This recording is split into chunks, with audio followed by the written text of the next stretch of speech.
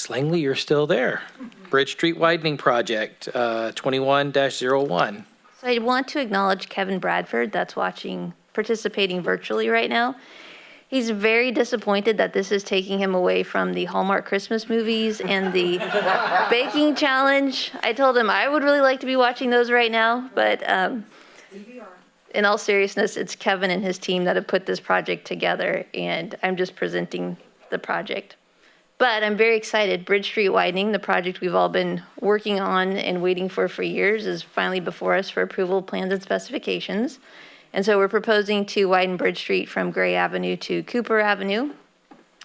The project includes 2 travel lanes each direction, raised landscape medians with double mast arm, decorative streetlight poles, landscape park strips, on-street parking with Class 2 bike lanes, decorative traffic signals, ADA accessible sidewalks and high visibility crosswalks, a concrete block wall along the north side with provisions for future artwork, and then driveways for future access to development of the city's vacant parcels on the north side.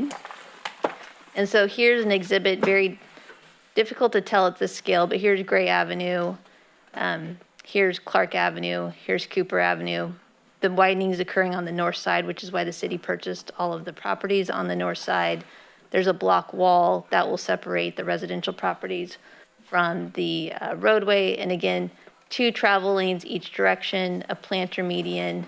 You have the double-headed streetlight poles in the median. And in terms of the landscaping, it'll match the theme of the landscaping on Bridge Street east of Cooper. So low maintenance, but very visually attractive. And then the high visibility crosswalks. So with council approval of the plans and specifications tonight, we'll advertise for bids. Open bids in January, award a contract February through March. So once we open bids, we analyze the bids, determine who's the apparent low bidder, and then once council awards the contract, we have to go through the process of actually executing the contract, which if it's not a contractor we've worked with before, that can take some time. If it is somebody we've worked with, then it can go a little bit quicker. Anticipated start of construction, April 2022, with completion in December 2022. So the schedule you can see it's aggressive. So I just want to set expectations for people. When you're driving around, Bridge Street is not going to be an option for driving around. The contractor is going to need to get in there, do underground work right away, and then they will start, literally it's a full reconstruction of Bridge Street. So demo and then building the new roadway. So very significant in terms of impacts to the community, the Bridge Street, major travel thoroughfare, the residents along the north and south side. The contractor will work with them to make sure that there's ingress and egress to the properties, but likely you will see lane closures, if not, full closures of segments during different aspects of the construction. This is a large project, and so staff has issued a request for proposals for construction management and inspection services. When we constructed the bridge project, it was extremely beneficial to have an on-site construction inspector and project manager, and that helps with keeping things moving.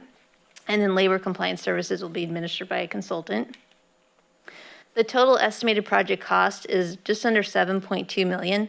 One of the things that we did is we had a separate third party actually review the plans and specifications for constructability. We wanted to know, what are the pitfalls that are particularly in there that we need to address, and then we also looked at the estimate.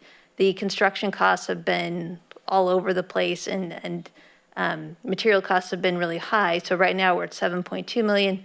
This includes a 10% construction contingency, 10% construction admin inspection fee, and 1% design services during construction. If you recall, we received a $2.8 million grant through the CTC for this project. There's currently $5.6 million in the account, but we do have other funding available to add to this project account to get us to where we're expecting the bids to come in. So alternatives is do not approve the plans and specifications. However, there are strings to that CTC money. We have to award the project by June of 2022, or you could direct staff to modify the plans and specifications. With that, the recommendation is to adopt a resolution approving the plans and specs for the Bridge Street widening project and authorizing advertisement for bids on the project.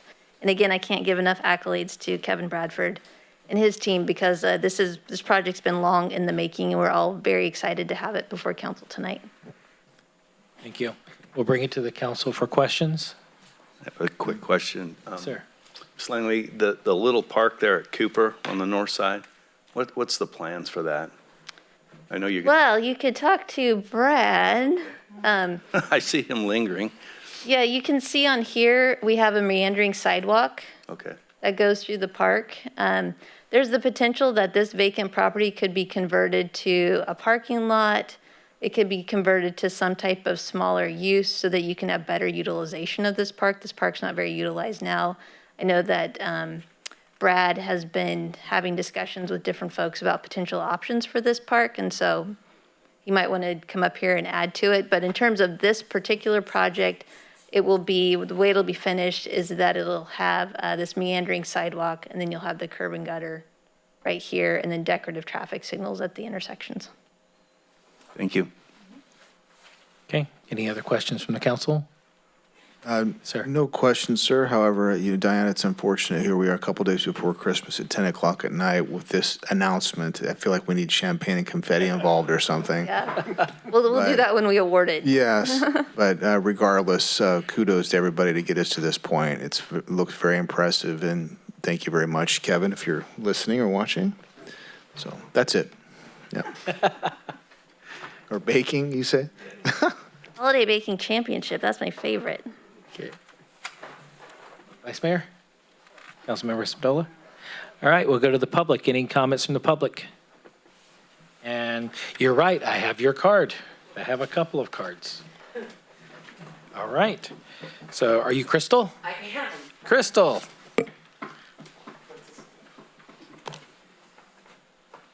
Good evening.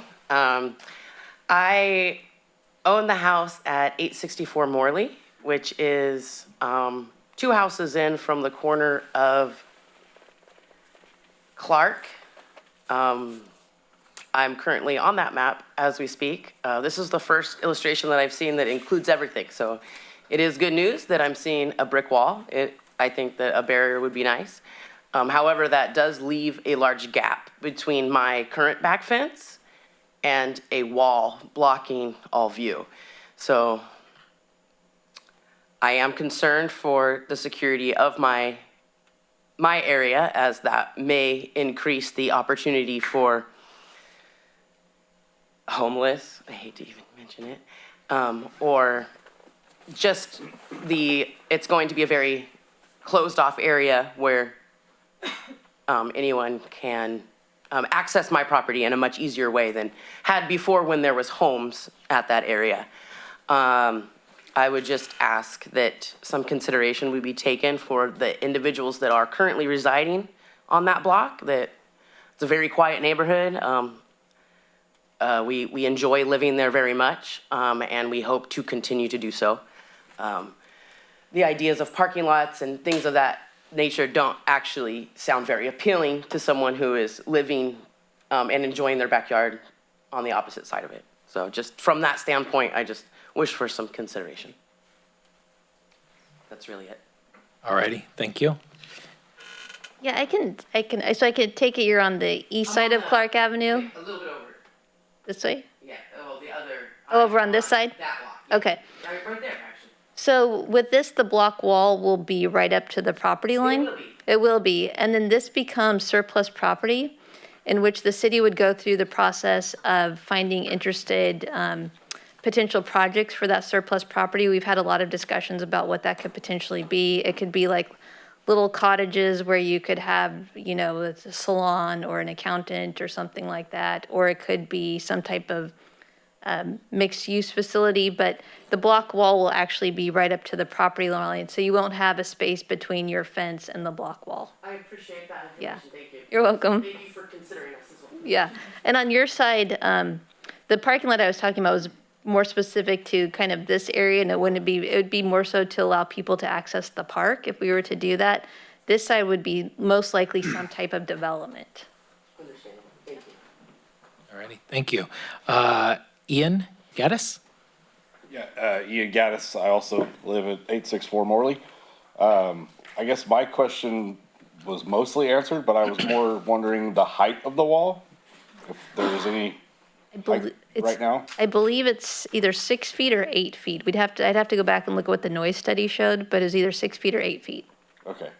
And I think there's going to be art painted on that, I'm guessing the south side of that wall.